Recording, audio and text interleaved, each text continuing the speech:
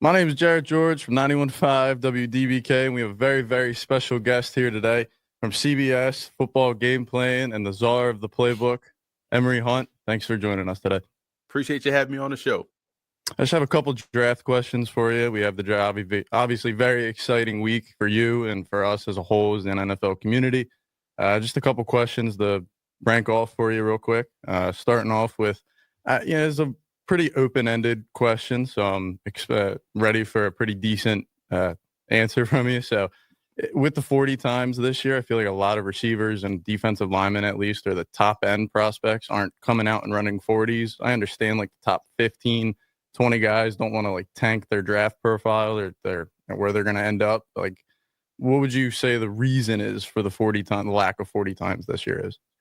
Because on this side of things in the media, we've put too much onus on the 40 times and too much emphasis on how people do at the combine when no football is being played. So players have adjusted like, hey, I don't want to run this 40 here and be judged harshly off of this. So I'll wait till I have ideal conditions at my pro day and run the 40 there, because at the end of the day, players tend to run faster at their pro days for whatever reason. I think the biggest reason is because you're comfortable. There's not a lot of stress as it is at Indy in terms of what the week entails, with guys having to be up early at 5 a.m. for medicals and interviews and then having to go out there and run the 40.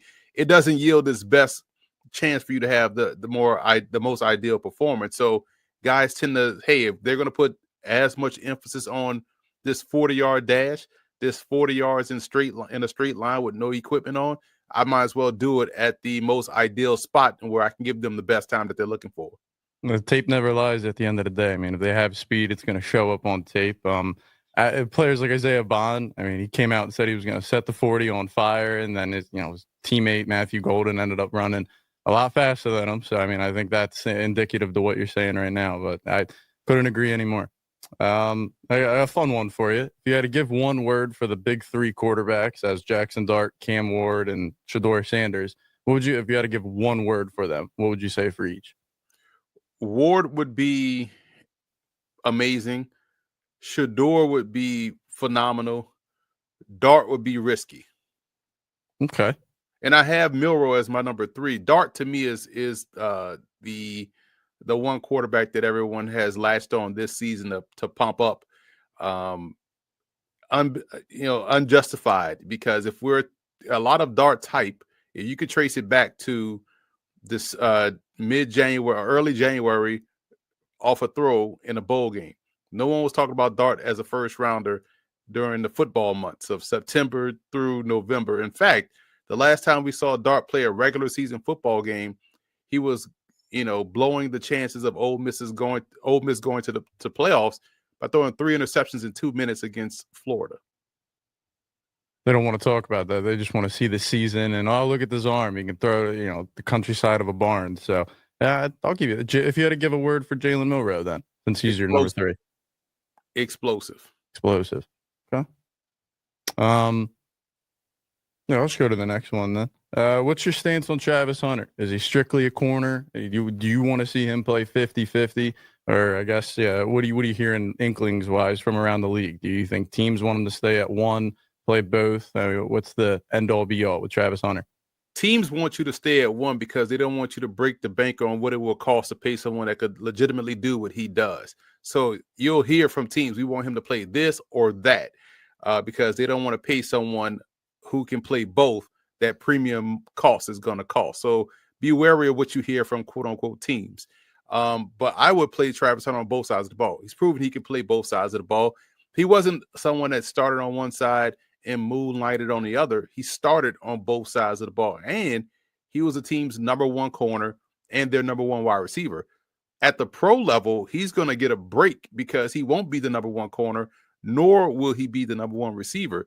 So by formations or by personnel groupings, he'll get more of a break. He was playing 100-plus plays in college. He's probably going to play 60 plays in the pros. So that's a significant break for a guy that can do both sides. Because if he's a corner, let's say he's your number 2 corner, whatever, a quarterback is not going to throw his way because you're literally throwing to a wide receiver. And so why would you do that? And then on offense, him being out there, people will say, oh, they're going to try to get him the football. Now they're going to try to bracket him, which means these other receivers are going to have more one-on-one opportunities. So even as just a guy out there in formation, he helps your offense out. And then when you do give him the football, we've seen what he does with the ball in his hand. So I think Travis Hunter is one of those unique athletes that can play both sides of the ball. The pace of play at the NFL level is a lot slower than it is in college, and he won't get the amount of plays that he did at Colorado as opposed to what he's going to get at the NFL level. The fatigue's definitely not a thing because, like you said, 100 to 60. I mean, just cutting up his tape, you get to see that his fatigue definitely won't be an issue. But financially, it's going to be a burden on teams to make that commitment to play. Hey, we want you to play 50-50 here, but financially, it's probably not the best gamble for us. Absolutely. And the thing is, when you think about someone like Travis Hunter, the reason why you draft him is because you saw what he can do on both sides of the ball. If you're drafting him to do one thing, you're not drafting Travis Hunter. You're drafting a receiver or you're drafting a cornerback. Going back a couple of years, maybe like 3-4 years when Kyle Pitts was picked, but he was a quote unquote unicorn, but now Travis Hunter is the unicorn. Absolutely. I like that. And coming out, I know I just went from the top end guys and now I'm about to talk about someone else, but you had to give me I read what you had to say about Cam Skattebo, but he's my guy. I have him as my running back for this draft class. What would you say is the, not breakdown, but what would you, if you had to summarize Cam Skattebo in about like 30 seconds, what would you say? Yeah, it's good lateral agility. I think people sleep on how lateral quick he is as a runner. Has the ability to make a guy miss both in the hole and also in the open field. Always falling forward, has good bursts, and does a great job expanding your offense in terms of receiving skills because of what he can do downfield in the passing game. I honestly, and this is more of a question. This is just me talking to you right now. But Cam Skattebo, I feel like carried Arizona State the same way that Ashton Jeanty carried Boise State. And I understand maybe yardage and the numbers aren't exactly identical. I mean, they're pretty close. They're not identical though. And I feel like watching his tape, it was more wow, like the arm strength, the actual like throwing guys out of his way, going for contact. I mean, I love everything about Cam Skattebo, and I just feel like it's very. We're in a weird class where we're hyping up Jeanty to no way he falls outside of the top 10, and whoever gets him outside of the top 10 is beyond lucky, or Cam Skattebo is lucky to go round 3. I feel like Skattebo played bigger than his size. I think people were shocked at how he measured and also how fast he ran, or if you ask certain people, slow he ran. You ran 4.6, but you thought he was someone that was like 6 feet 230, but 5'9", 220, if that, and played faster than his 40 time. And you bring up an interesting point about Jeanty because the conversation around him all year long has been a bit weird to me because the way they're talking about him, you would think, and I always say this, if you were to put Jeanty, would you take him over Jahmyr Gibbs or Bijan Robinson as prospects? No. Would you take him over Ty Gurley as a prospect? No. Saquon Barkley? No. Ezekiel Elliott? No. So when we're talking about these top 10 backs as prospects, Fournette, no. Fournette's career was outstanding at LSU. And so when McCaffrey, another top, no. So where does he rank in terms of prospect, in terms of top 10? Or is this just what we saw during the season, more so of the backlash that people have for Coach Prime and Travis Hunter? Remember, that was the whole thing. Well, Jeanty should win the Heisman because who cares about the amount of snaps someone plays? And so when you're watching Jeanty, you're watching a good back. But I think the drop off between Jeanty and, let's say, a Hampton is not that significant. So there are some questions that the conversation around Jeanty all season long has been rather weird. And so I just choose to just stay out of it and just let the tape play out and let the guys' careers play out, because there should have been a more open-ended roundtable discussion about where would he rank in terms of first-round running back prospects as prospects coming out. And that's the problem you have a lot now with people nowadays. They can't operate or speak without the benefit of hindsight. So that's why when you talk to people about and compare Shedeur Sanders to Joe Burrow, they're like, oh, it's no way.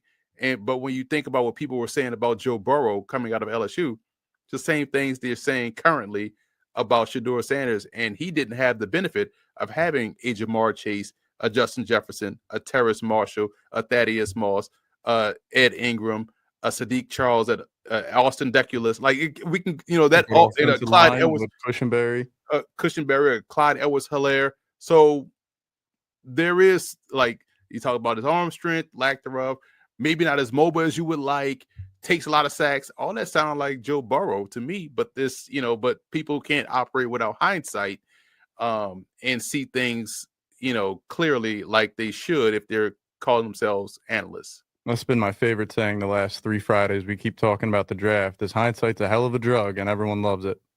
It's so true. You see it all the time. Like, everyone just knew Jaden Daniels was going to be great, but during October of the year, no one had him as a top 5 player. And then they spent the draft cycle saying it wasn't going to translate because he didn't play in the pocket. He was too much of a scrambler. And now everyone automatically knew he was better than Caleb Williams, or automatically knew he was going to be a NFC championship game leading quarterback. So people are just funny in that way. Are you telling me there's no way he wasn't going to the NFC Championship game? No, I definitely hear you on that one. Everyone decides, well, how did you not see this coming? But that's a perfect example. Now, during your obviously 1,200 players, I got your little doc on all your prospect grades and everybody. But out of all your guys, and I don't want Travis Hunter, I don't want Abdul Carter, no Mason Graham, none of the big guys. If you had to give me someone after mid round 2, if not even round 3, who would you say is your guy that if you're in the locker room, you're in the war room, you're running up to the general manager saying there's no reason why he should be here right now. We have to take him right here, right now. Probably Brady Cook, quarterback out of Missouri. Again, operating with hindsight. Right now, everyone is trying to compare a quarterback to Shedeur Sanders and use it as a slight. So when they say Geno Smith, they're not saying Geno Smith that we currently know of Geno Smith. They're talking about Geno Smith as a Jet and one that went in round 2. When they also throw out Teddy Bridgewater, they're not talking about Teddy Bridgewater that had the Vikings in the playoffs as a rookie. They're talking about the Teddy Bridgewater that got injured and had to find his way as a career journeyman after that injury in Minnesota. When they bring up Andy Dalton, they're not talking about the Andy Dalton that was a dual threat player at TCU, one that led the Bengals to the playoffs consistently in his prime. They're talking about the Andy Dalton that you kind of see now, of what we kind of know now of Andy Dalton. But if you go and look at Andy Dalton's college statistics, look at how he played at TCU, then go look at Brady Cook's college statistics and how he played at Missouri, they're one of the same. They're both about 6'2", 210, 205, something like that. Very good athletes that can beat you with the arm and the legs. And when you watch how they played a gritty style of, man, it may not have been pretty all game long, but in these moments when we need the quarterback to make a play, they make the play. And there's a reason why we have become fans of Theo Weiss and Luther Burton.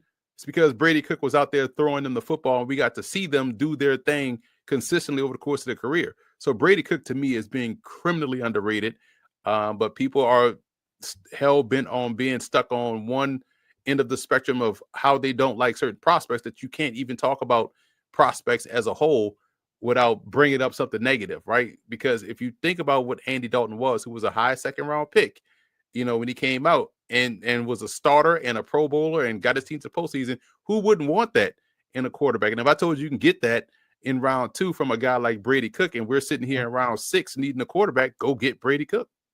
That's why I like that comp part that you threw in there. It's not necessarily who they are right here, right now, but you have to go back and remember the prospect that they were coming out of college, the intangibles, everything leading up to say, well, this is why we wanted to take him X amount of years later, and this is why we're going this potential direction. I like that quite a bit, but that pretty much not wraps it up, but we're getting to that time. And this is a little funny one. I know you get probably 100 questions, or you're going to be answering 100, maybe 1,000 questions before Thursday, but you have any questions for me? 91.5 WDBK? What is it about the guy that you like the most? For Camp Scadaboo? No, the draft guide. Oh, the guide itself? I mean, really, it's your comps. I mean, I'm kind of clinched in onto that part of it for me. I like the idea of the like you elaborating just now, saying it's not necessarily who they are in the league, but the guy that you're looking at prospect wise. I liked when you just said that about a minute ago. I'm talking about the draft guide. Got like your draft guide? Yeah. Yeah. I like your player comparisons to everybody. Okay. Thought you hit the mold on a couple of them. Awesome. But that's it for me. I appreciate you coming and stopping in with us.